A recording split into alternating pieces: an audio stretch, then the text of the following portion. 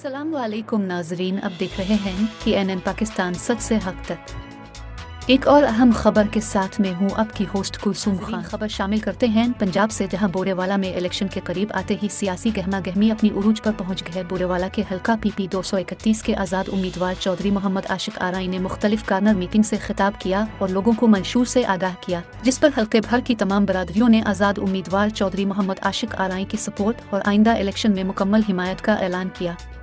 उम्मीदवार का हल्का PP 231 पहुंचने पर अहल इलाका ने भरपूर इस्तकबाल किया। इस मौके पर साबिका चेयरमैन चौधरी मोहम्मद आशिक आरई, चौधरी राशिद अजीज समेत दीगर दोस्त अहबाब भी इनके हमरा मौजूद थे।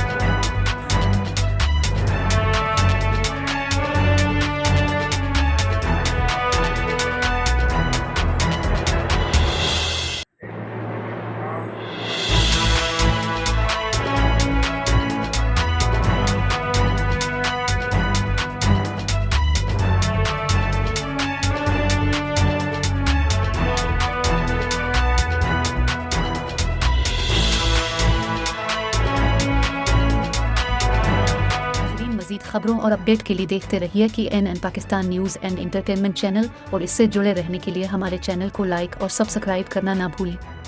कि एनएन पाकिस्तान सच से है।